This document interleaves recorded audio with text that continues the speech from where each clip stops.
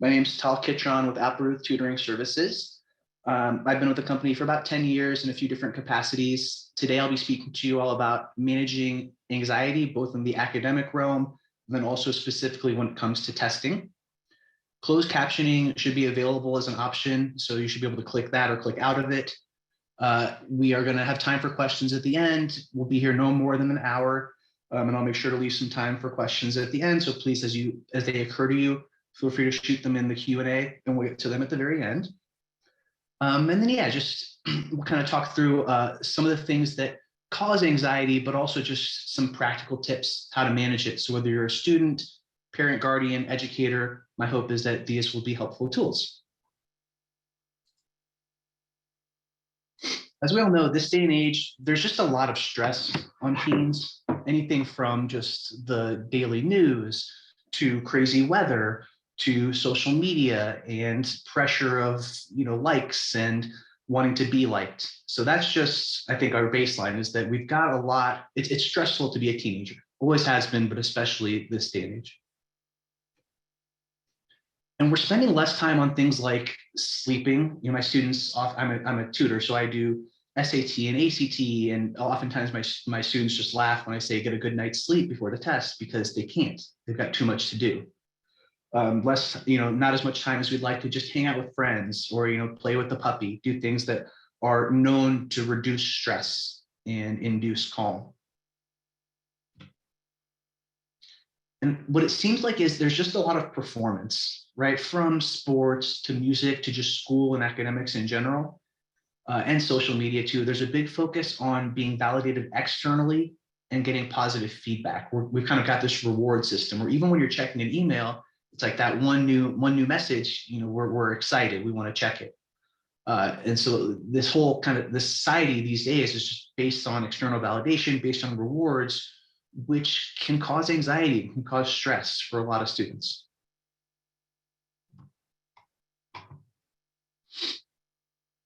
So this is Dr. Jean Twenge, we're going to talk about in the next few slides.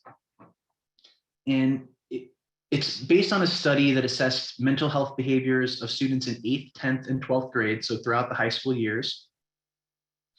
And just kind of thinking about why students are more stressed, more unhappy, and just kind of analyzing some recent trends. One of the big findings, not surprisingly, was about sleep. So in the smartphone age in particular, sleep has suffered. And I've seen this happen. Over the past 15 years or so, I've just kind of seen this shift where this is, I think, probably data from 6-7 years ago, but 42% of teens, so almost half of teens, sleep less than 7 hours most nights. It's compared to like 20 years ago, where it was more like 26%. Same shift where you've got 57% more teens being sleep deprived in 2015 than were in 1991. And then screen time. So teens who spent more than 3 hours a day on electronic devices like iPhones or iPads, et cetera, are 28% more likely to get less than 7 hours of sleep. And I mean, 7 hours would be a dream for a lot of my students, right? A lot of them are sleeping 4 or 5 hours, drinking coffee as like sophomores in high school, which is kind of crazy to me, but they do what they can to stay awake and kind of keep up with the Joneses. I think we all kind of know this to an extent, but when our sleep suffers, we suffer. It's harder to regulate emotions, right? We're easily irritated. Sleep's our reset and we really need it. So I always do emphasize that just as a teacher and a tutor, that if you can get sleep and rest when you can, do it. And again, should come as no surprise, teens are spending a lot of time in device land. So we've got, if you add up all this stuff, texting, internet, gaming, video chat, conservative estimate of 6 hours of leisure time a day looking at a device.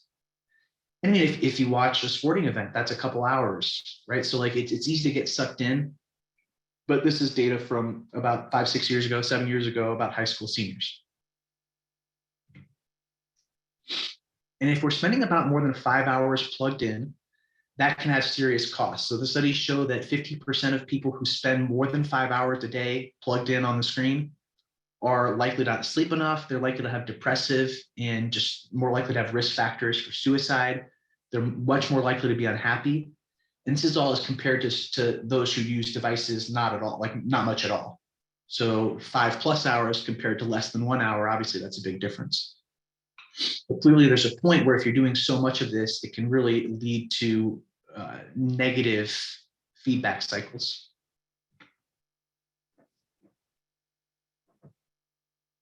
So we're going to differentiate between screen activities and non-screen activities.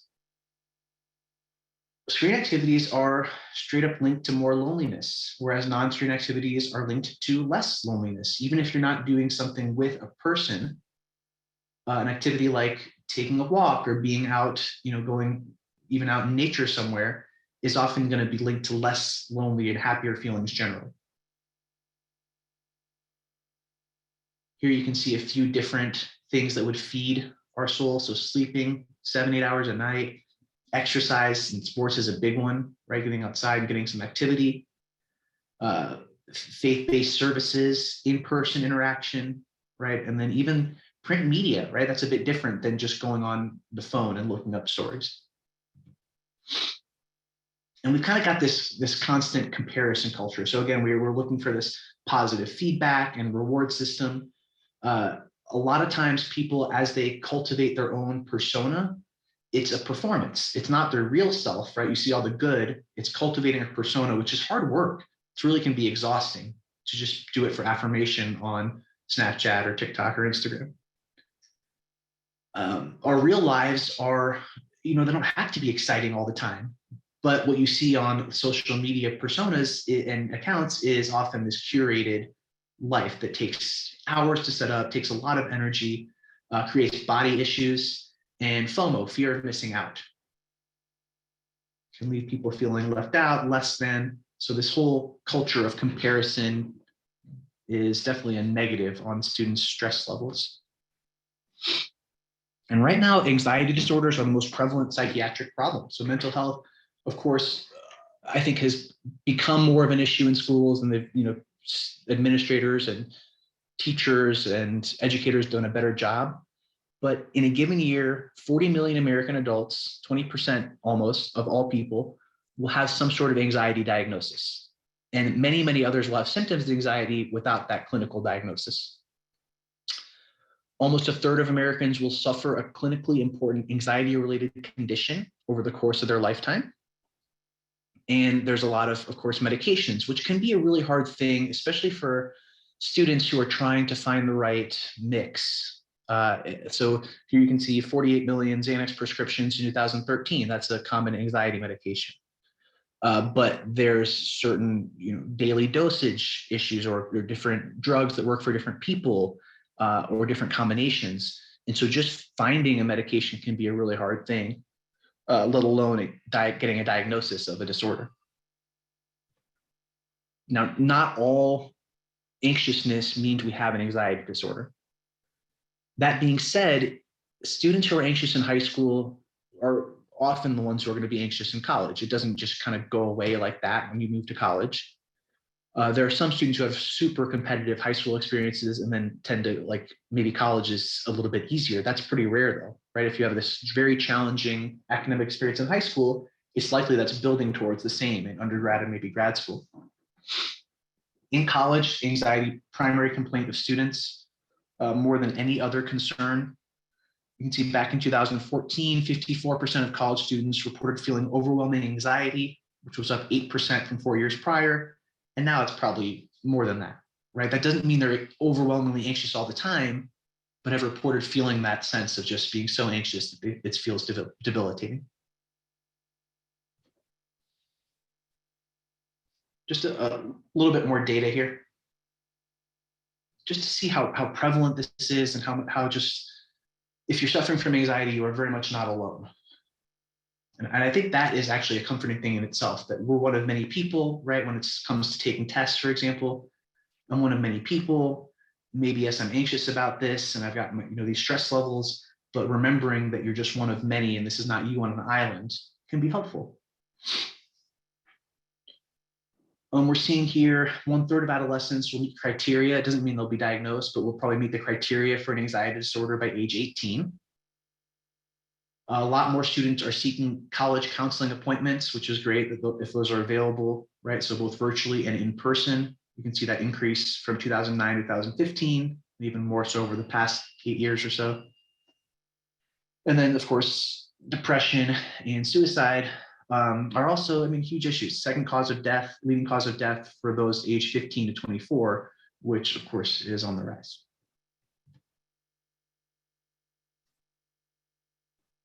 This is some 2017 data, but still, I think, pretty much checks out these days, where what you see is the percentage of mental health treatments or diagnoses and what were reported. So you can see anxiety and depression make up like almost 40%. If you include panic attacks in that, that's about 50% of all of the self-reported diagnoses. So then there are other things, of course, like can't sleep, right? Insomnia, ADHD is very, very common. There's a lot of times when these things are also, they are like there's comorbidities. In other words, there are two things at once. Anxiety often goes hand in hand with depression. I often see ADHD and not insomnia, but like a lack of sleep. Those two can go together too. So there's a lot of overlap here is what I would say.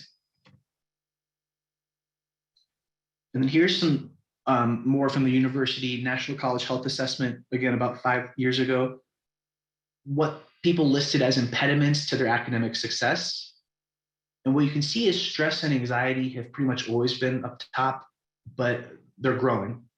So stress, anxiety, depression, and to a lesser extent, sleep difficulties have become more of impediments over the years. Right, the other ones have stayed pretty constant.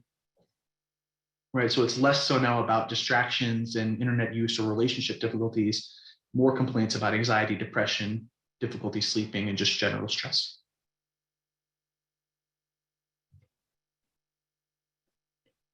So as an educator, but then also when you're talking to yourself, so self-talk and self-love is important. So language can be just super important. One thing is, what is natural stress, which can be good. We'll talk about that later. And then what does anxiety feel like that really limits me and makes me not able to do what I want to do? I think that's an important thing to flesh out, right? So like, it's hard to sometimes diagnose for yourself. What's the difference between a normal amount of stress? Like, oh gosh, my cat is getting surgery and I'm anxious about that. Versus anxiety, where your mind is spiraling and you can't do what you need to do because you're so worried about your pet or about your wife or about your child or someone close to you. That type of stress is normal, and even a bit of anxiety is normal.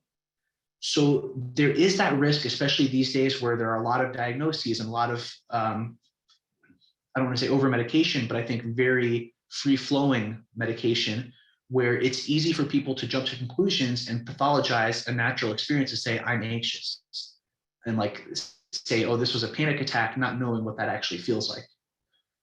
It's important to just talk about that, right? What is a panic attack? What does it feel like? And then people can maybe think, oh yeah, I had that. Or, oh no, that's not quite what I had. I think I was just stressed out, right? Or just needed some fresh air.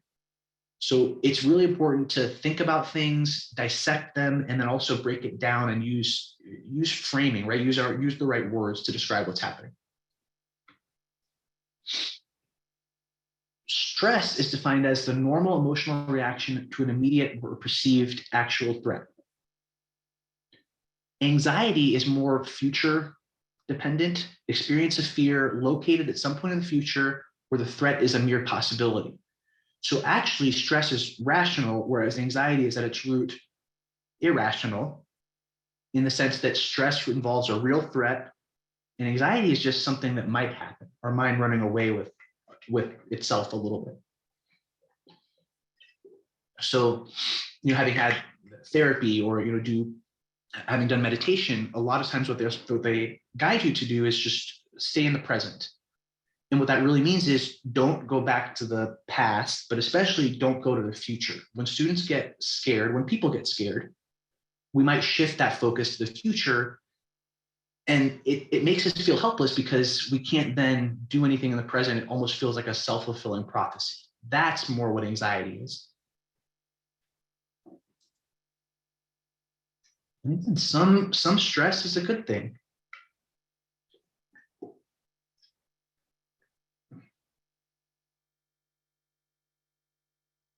Too much and things will fall apart. We get into distress, but eustress, also known as good stress, is optimal. When you're taking a test, right? You're going into ACT on a Saturday morning. If you're not a little bit anxious, that's not good. You want to have some kind of stress going, adrenaline, right? That can be good. But we just don't want to reach that point where things start to kind of fall apart and feel out of control. We'll talk about control a little bit more too. So I do think that's a big thing for students to realize is it is normal to have stress and worry about something that matters to you. That's not a bad thing, right? That's where the self-talk and self-love comes in, right? It's okay to worry. If we add some stress hormones into the mix, that can help with urgency, motivation, focus, right? So you want to have a bit of stress going on test day. If you have that low level of stress, you can apply that to planning, just a bit of urgency. All right, I got to structure this out and plan it, or solving a particular problem. And it's even actually true that you can have a thought occur and reoccur. So like a worry that's repetitive that you keep thinking about, that can still lead to productive action if you have thought about your executive functioning skills and how to harness it. That's a skill that also that Applerouth coaches, but I think that a lot of people can get in that cycle of, man, I'm having the same fear over and over again and get stuck. You don't have to be, right? You can have that same fear, but still act on it. And then something we're going to get into a lot is self-care, calming techniques to maintain performance. I think that's something that almost all of us could benefit from. But if we get past that point of just that normal level of stress or fear, we get to excessive fear, that's not great. Because when you're feeling that, what's happening is your problem-solving mechanisms are being deactivated. You can't deal with the issue at hand. You start to doubt yourself. It eclipses your self-trust. If we get too scared, we have those feelings of imagining dangerous or unhappy futures. I think anyone who's experienced PTSD or just kind of scary things, it's easy. There are easy pathways to let your mind go there. So it's actually hard work to kind of make that less accessible.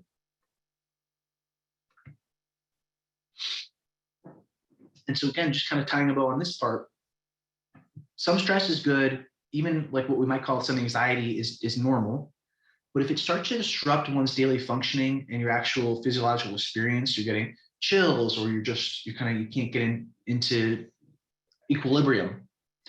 It can affect you academically, socially, your health. That's an anxiety disorder. That's something that then you want to go see a doctor and consider maybe a medication or other regime or multiple things to help treat it. I remember growing up not really understanding it. When people said anxiety and depression, like I heard it, but I didn't really understand it because I never felt it. And I think there are quite a few people who still are that way. Having experienced some of that in life, some trauma and some stress and anxiety, now I understand. But as a kid, I wouldn't have even thought to ask, like, oh man, I feel like I'm too anxious, I'm too stressed. Like it wouldn't have occurred to me. So a lot of people don't even understand what an anxiety disorder is. And it's really when your life is being affected by your anxiety. So again, in terms of framing and language, it's not I am a success or failure, right? We want to frame this as I'm experiencing a success or failure, right? In that is built in acceptance, right? If I'm experiencing a failure, that's not a judgment on me. That's something that, well, it sucks, but I'll learn from it. And same with if I am a success, that's too far to this side, right? I've experienced success. What did I do to achieve that? What can I do down the road? So again, the framing is crucial. Communication is also important. It's really hard to communicate about anxiety. All the time you hear students say, I'm stressed, I'm tired, but like actually get into why, what. So this cannot always work from a parent to a student in high school because a lot of times they just don't want to hear it. But certainly if you can create an avenue for the student to talk with a tutor or a counselor or a mentor or teachers or friends, right? It's really good to communicate about it, even just with your peers, because everyone's feeling it to some level. Black and white thinking is not good. So if you see dichotomous, I shouldn't say it's not good. There are issues and problems with dichotomous thinking and black and white thinking. Yes and no, good and bad. You don't want to be rigid like that, right? So you want to help people, students who are experiencing anxiety or thinking in this way. There's no one right outcome. Maybe there are wrong ways to do this, but there's no one right thing. There's no one right test score, no one right college to go to, right? There are a bunch of different outcomes. Our job is to open up opportunities and reintroduce the nuance, I think is a good way to put it. Right. So I do think that a lot of people have this kind of black and white mindset. I'm good at math, I'm bad at math. And it's rarely either of those things, right? It's somewhere in between.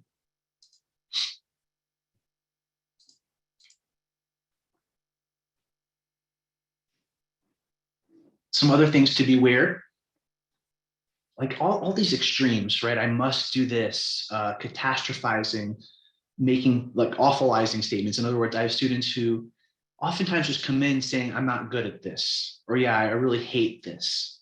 Oh my gosh, I'm geometry was the worst. But it's like, if you think about it, well, maybe the issue was I didn't love my teacher and the final exam wasn't great, but there are usually positives you can take. So it's important to help students modify those extreme rational beliefs.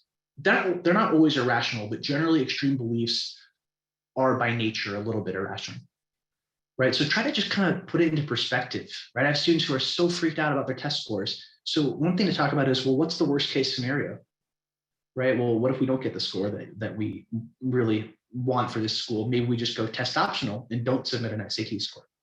Or, would it be the worst thing in the world to go to this school instead of this school, right? What's the worst case, and is it really that bad of a thing? People build things up in their mind. And so sometimes just reframing it for them can help. So we mentioned control earlier. What is the opposite of control? What it's not is chaos. Chaos is not the opposite of control. We want to move from control to trust. That's what the opposite of control is.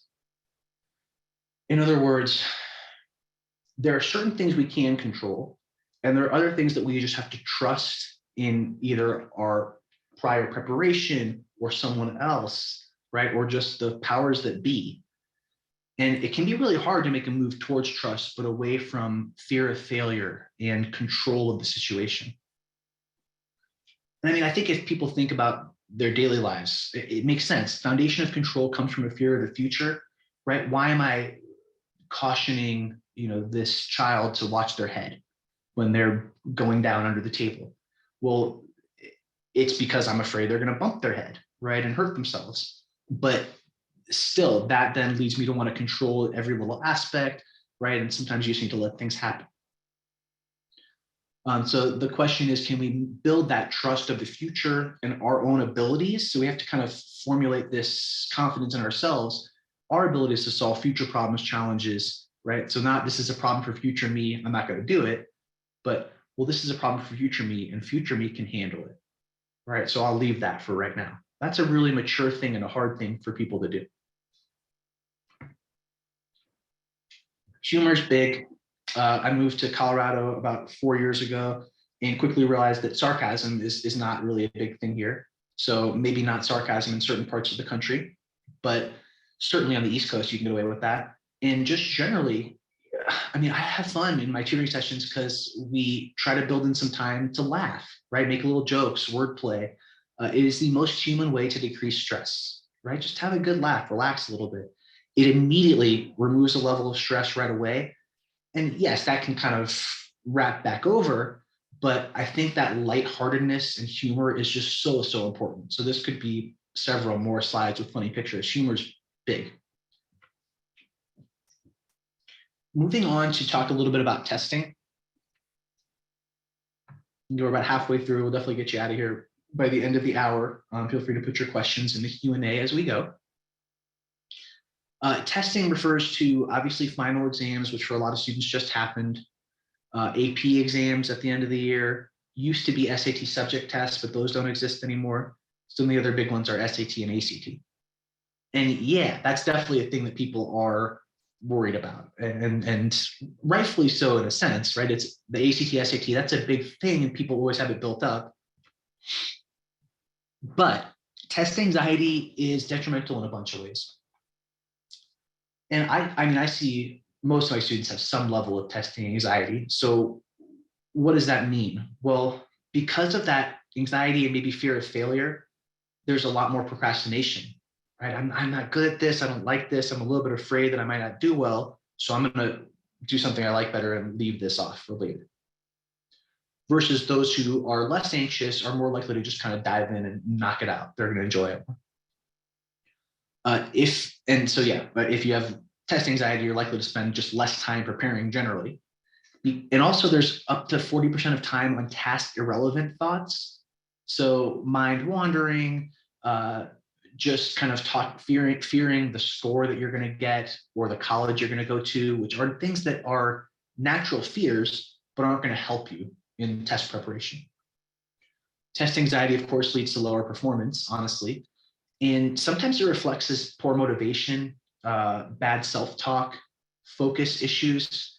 And again, there's other things that bring that into play. So like learning differences, ADHD, dyslexia, like some of that stuff can play in, but other people don't have testing accommodations, but feel like they need them and are just anxious about the timing, right? Or stacking themselves up against, their friends and people around them, right? So it's really just hard to kind of strike that balance of these ACTs, SATs, for example, they're important tests, but they don't define us. So that's what we always try to stress in tutoring sessions and just in general is, yeah, we're going to set a goal, we're motivated to achieve it, but let's not let this define us in any way. And I mean, that helps with lessening the perception that the test itself is a threat, right? Because if it defines you, then that's a threat, especially if you don't like it. So we'll see students make subjective their own evaluations of this degree of threat. And then based on that, you see a various level of anxiety response. If we think, man, this test is so important, right? This is why we never just prepare for one test. Instead, it's let's do 2 or 3 official tests so that on the first one, you're not thinking, gosh, if I don't do well in this, I'm done. The good news is that subjective assessment can be worked with, can be massaged, can be changed. So we want to look at this test as an opportunity, not as a threat. So amygdala, however you want to pronounce it. This is a very important part of the brain when it comes to stress and anxiety. This is the center for processing fear. So this is your fight or flight, right? This is the part of the brain that identifies threats and prepares us for action. Conscious action. So when you feel that feeling, like you hear ACT and you feel that little feeling of fear, that's the amygdala. If you even just kind of walking on the street and a car is heading to you really quickly and you kind of lurch back, that's again just the body stress response through the nervous system. And the amygdala will help release these stress hormones like epinephrine, norepinephrine, and cortisol, which most people release naturally. Some people need medication to do it, but amygdala is the part of the brain we're looking at. And here's what happens. A lot of stuff. The sympathetic nervous system gets fired up. We're getting ready for action. This is, again, that fight or flight. So we see something and your pupils dilate, right? You can see all these other, I won't name them all, but you can see all these other things that happen throughout the body. This is the brain telling the body to react. That's what's happening when we're feeling anxious. The other region that's important here is the prefrontal cortex. So if the amygdala is the alarm and the gas, right? The starter and the gas, the prefrontal cortex is the brake. So that's the one that can send inhibitory signals, right? Calm down. We don't need this fight or flight. That car is not going to hit us. We're fine. Quelling those fear-based emotions. So it's these two parts of the brain almost kind of ideally working together, but often working in opposite to one another. A lot of times students have this feeling on a reading section of an SAT or ACT of reading a couple paragraphs and then thinking, oh gosh, what did I just read? Like I totally I'm lost. I need to reread that paragraph. What happens is then sometimes that raises stress levels and can become a feedback where your working memory of how much you can hold in your mind at once, if you're stressed, is lessened because you've got too many other distractors. And that will often lead to lower performance, lower scores. So again, we have that eustress level. So some stress hormones are okay. We just don't want to get to that distress. And test anxiety, like regular anxiety, is becoming increasingly common. There's a lot more testing and testing requirements in schools. So state by state, there's the statewide testing at the end of each semester or year. There's those standardized tests, there's APs, and there's finals.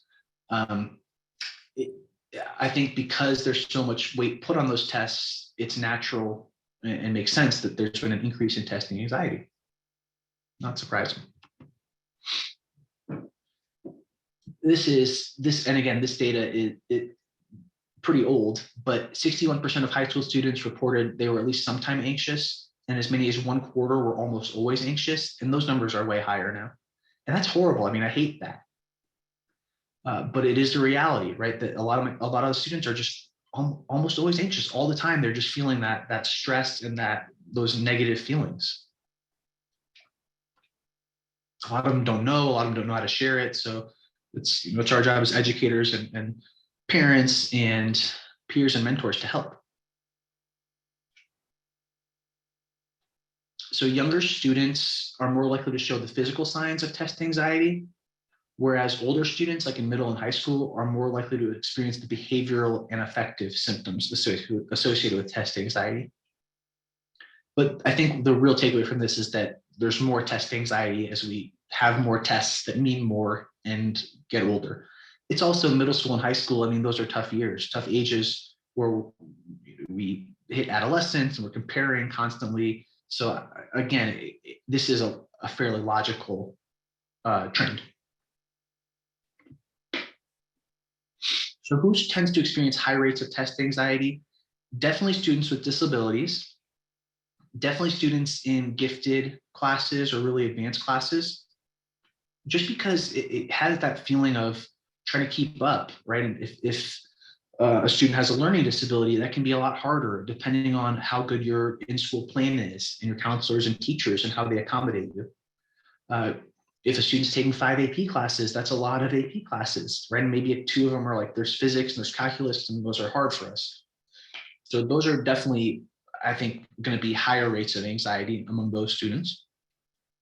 And also female students are more likely to experience anxiety. And from my experience, more likely to have that negative self-talk.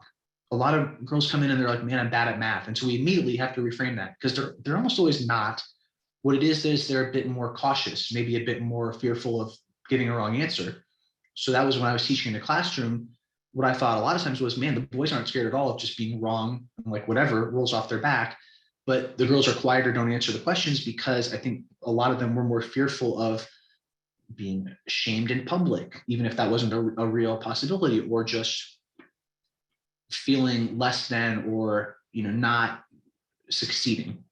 So around the middle school and high school age, there's a little bit more academic and test anxiety for girls and boys.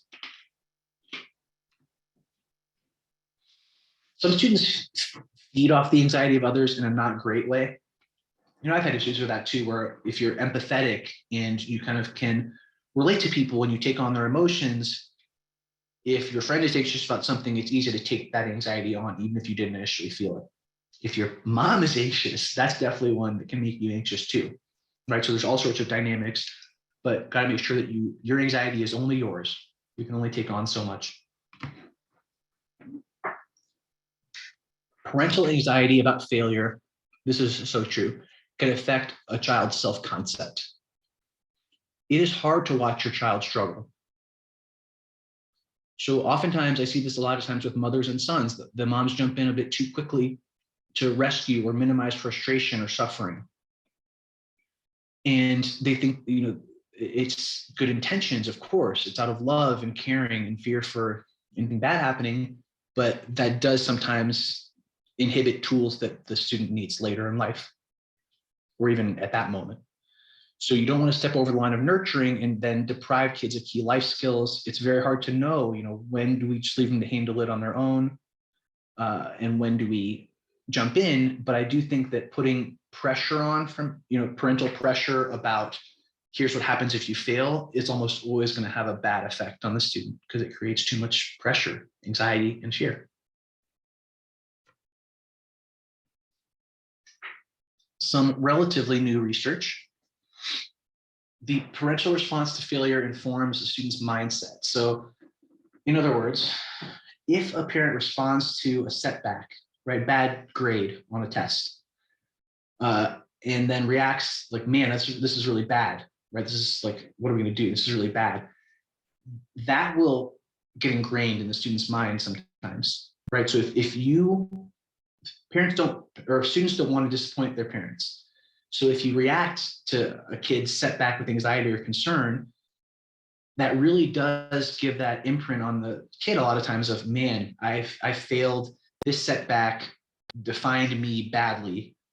And, it's not something you can't get out of, but sometimes that does create these feedback cycles of negative self-thought. And some failure is good. We have to look at like mistakes and failure as a good thing. If we view failure as debilitating and teach kids that, then a lot of their efforts will be just to avoid failure, which then results in behaviors like not challenging yourself and becoming more anxious about things that you feel like you might not be good at. So parental response to failure is big. Always try to be positive, find the good, right? That's a big tutor and teacher tool, but also parents. How can we use failure as a teaching tool? It's asking questions, right? And really showing that we care about the response and collaborating. What mistake did you make that taught you something? So like, oh, this test didn't go well. Why? What happened? What did you learn from that? How can we correct it next time? Making sure that kids know it's not like going to be a magic bullet. If this is something you really want, it's something you have to work for. I'll help you. Let me know what I can do, but it's going to be something that you have to take ownership of. And when you do, it's going to feel really good, right? We can fix this. Children need honest and constructive feedback. Don't sugarcoat, right? But also you don't want to be too harsh. Some other confounding factors. We talked about LDs, learning differences. Certain students just have slower processing, right? And so maybe we'll get extended time on tests, maybe not, or just skill deficits or attention deficits. And that extended time could also, just from experience, be a blessing or a curse, because then you're there for much longer, and sitting in a test center for 5 hours can be really draining and creates different issues. Here's some things, potential interventions. There's no like smoking gun of here, we do this and it works. It's usually a combination of a lot of things. So, I've done meditation, learned about anxiety, cognitive rehearsal, meaning like putting yourself in a spot of something that's making you anxious and trying to practice right in front of a mirror, in front of a friend or a dog. Mindfulness practice. So this goes with meditation, but just kind of thinking about being in the present and working on that, right? So there's a lot of things that we can do and consider, and maybe look at the list. If you have a student who is experiencing anxiety, right, and some of this hits home, maybe look at a list like this and think what might appeal. In high school, I never would have thought about meditation. Now I love it. Learning a little bit about just what anxiety is, right? Maybe hypnotherapy in some extreme cases. Journaling or writing about anxiety is hard to convince people to do, hard to convince oneself to do. And it seems like it might be counterintuitive, but if you draw attention to negative information, that usually makes it more salient and more handleable in your memory.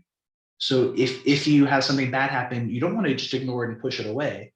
Right? If we write about it, I'm so nervous about screwing up tomorrow, I get stuck, and I look around.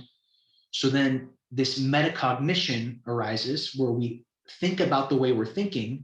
And on test day, it's like, I've got this self-awareness of, all right, I wrote yesterday that I was nervous about screwing up and losing focus. So when that happens, at least now I know it's going to happen and I can address it. My performance will be better.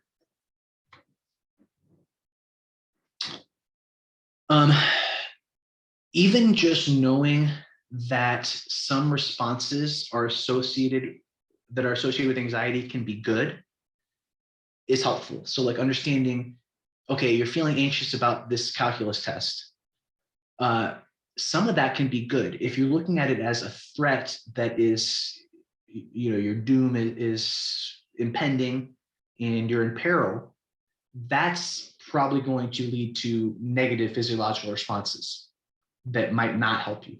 But if you're looking at this as, man, okay, I'm anxious because this is an important test, but I'm not, I know my stuff, I've been to class, I've done my homework, I've studied, then you can think of this as a challenge, an opportunity, not a threat. And then that little bit of adrenaline can be helpful. So just understanding that it can be harnessed and used for good.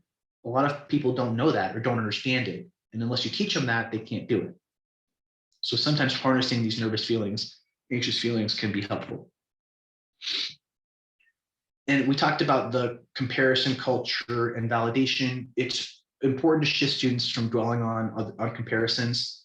Compare your performance to last month and last year and what your goals are, not comparing to the person next to you or your older brother, right, or your friend. It's good to have a baseline. So with SAT, ACT, the first move is always, what's your baseline score to each test? And then we decide on a test and build over a few months to measure, and we measure progress with mock tests, but we've got goals, we've got starting points, and we've got benchmarks, right? So if there's competitive energy, that's good, but keep it internal, intrinsic, self-focused rather than with others. It's very rare. Every once in a while, I get like a couple of twins who they really just want to get a higher score than one another. That can be fine, but it's even then it's usually healthier to keep it self-focused, right? Here's your baseline, beat that. Don't worry about what your sisters do. Success can breed more success. So there's a theory of social cognitive theory by Albert Bandura, which is if you give a student success, then make them take ownership of that success. This came for your effort, your ability. That's a lot of tutoring, right? It's positive reinforcement. Man, you didn't know how to do that problem and you just got it without anything from me. Doesn't mean you have it forever, but that means if you see it down the road, you know what to do.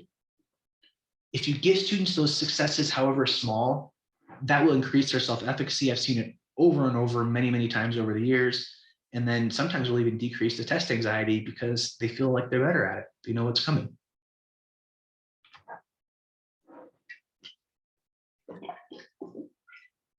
We do a lot of analogizing, right? So if my student's a lacrosse player and lacrosse is fun, yeah, I get nervous before games, but nothing like the SAT, which I hate and makes me scared. I like lacrosse. So then trying to compare those feelings. So right before a game, you've got the same kind of butterflies.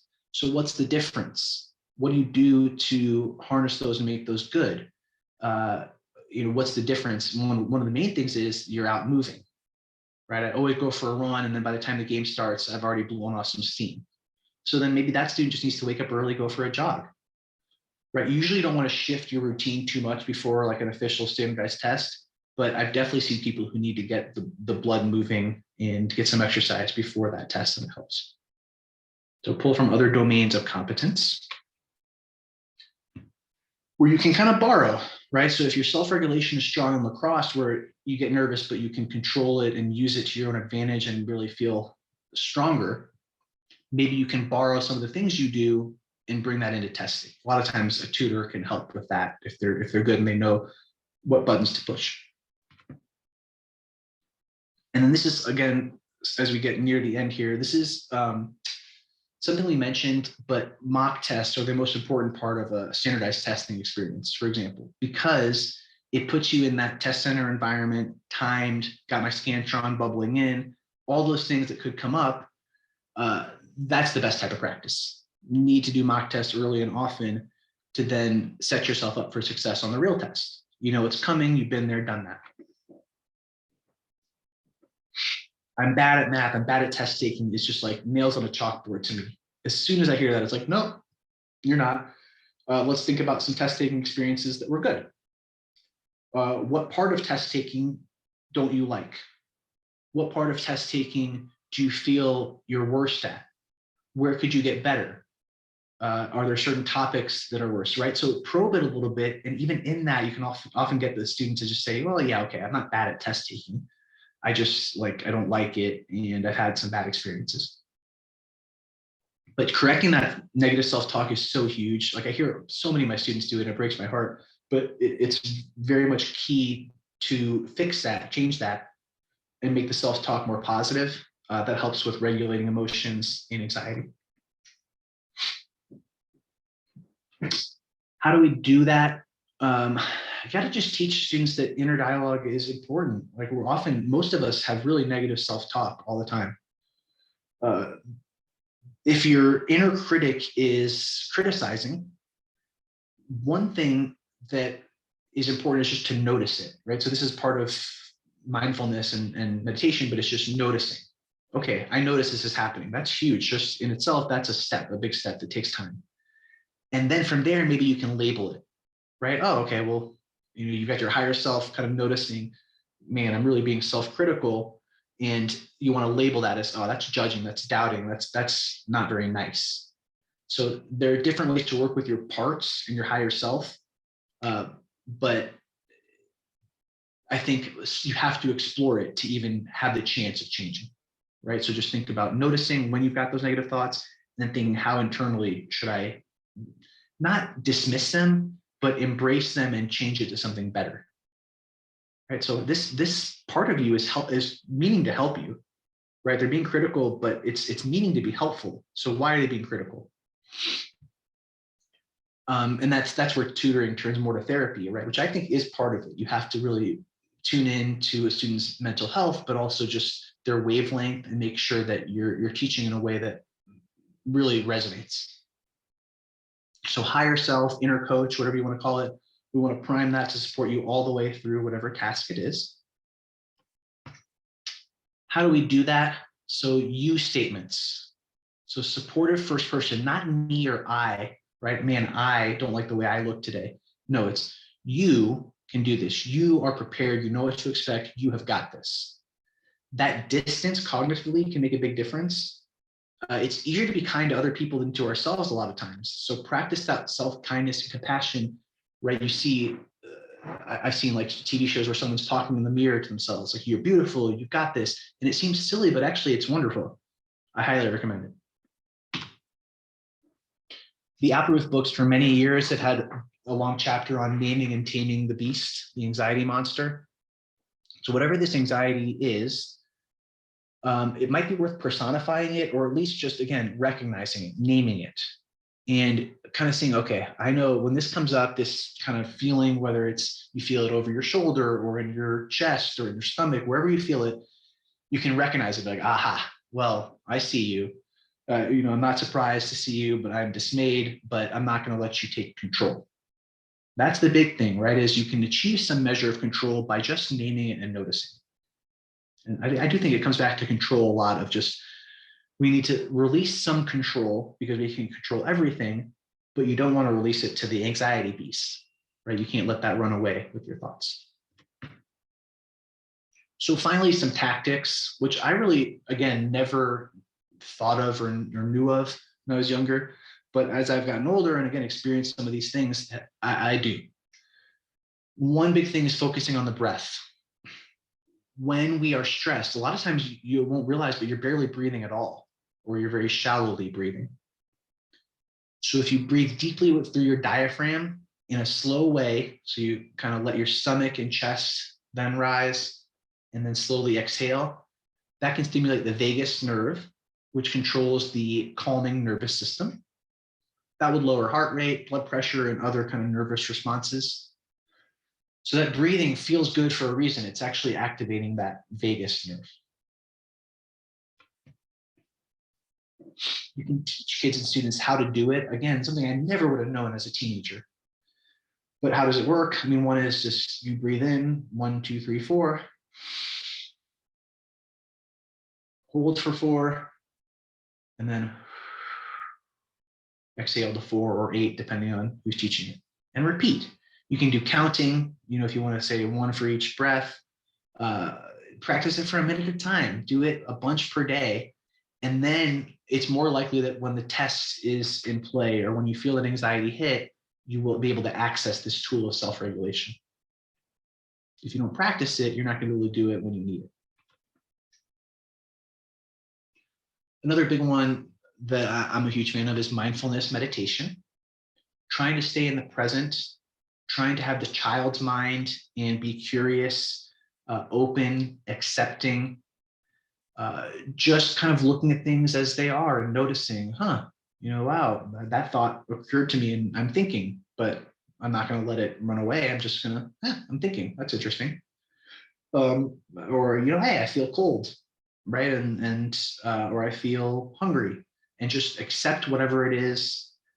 You don't need to think of meditation as immediate calming. Sometimes it's like really kind of agonizing because your mind is running free. But the goal is to just let go a little bit. And then we're not on the phone, we're not being distracted, we're just living in the moment. We talked about exercise. 30 minutes of exercise 3 to 5 times a week, which is, I think, at least what's recommended, can really relieve anxiety.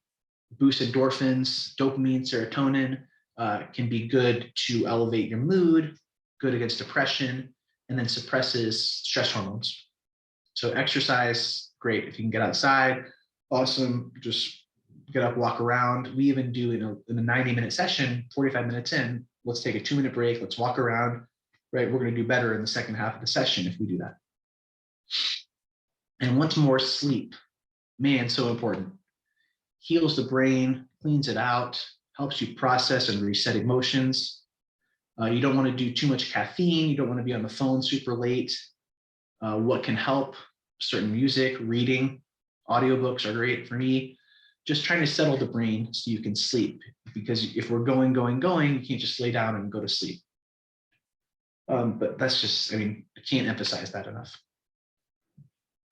Even looking at pictures of nature, I like that middle one, can decrease anxiety. Water fountain sounds at a dentist's office can cause reductions in anxiety.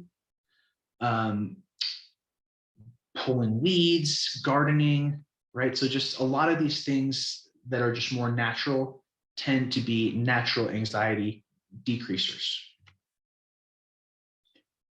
Likewise, human connection, community. If we are feeling lonely, right, we need this kind of social interaction. So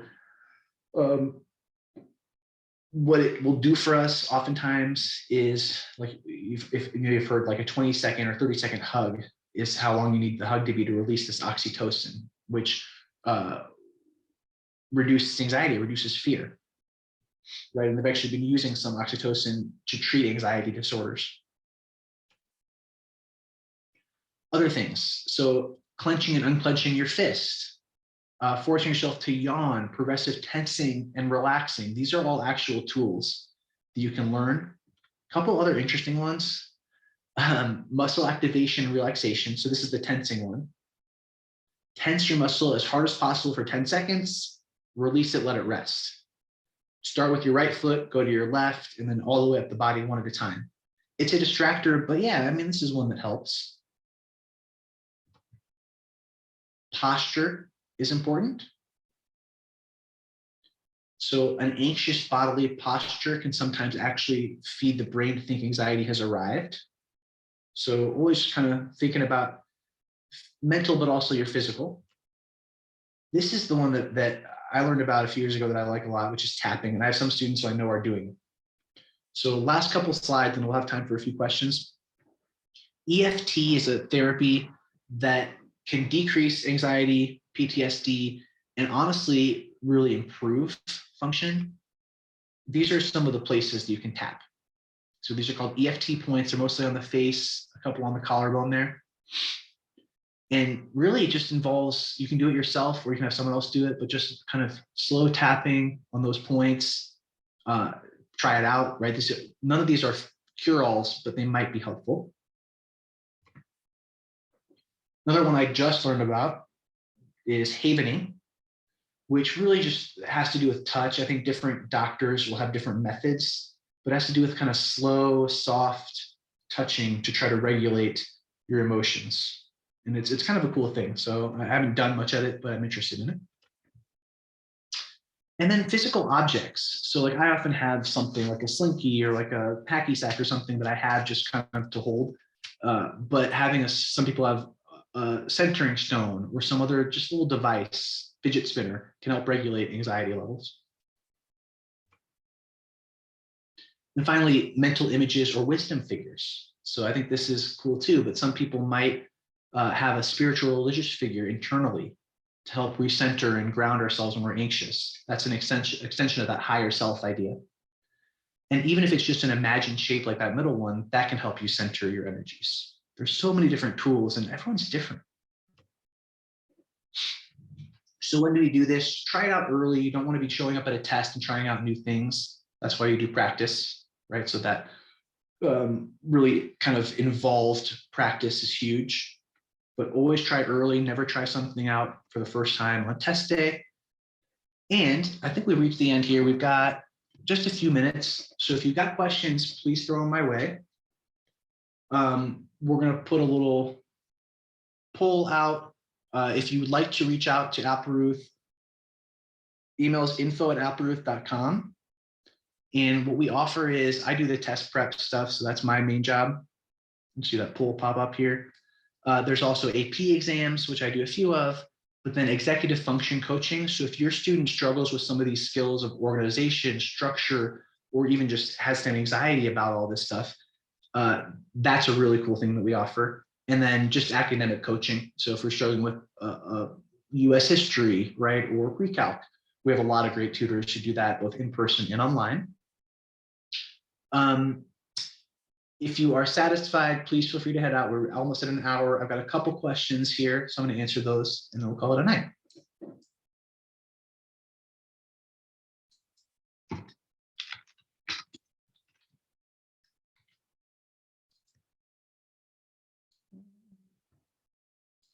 Maybe just another minute for questions, and if there aren't any, that's great.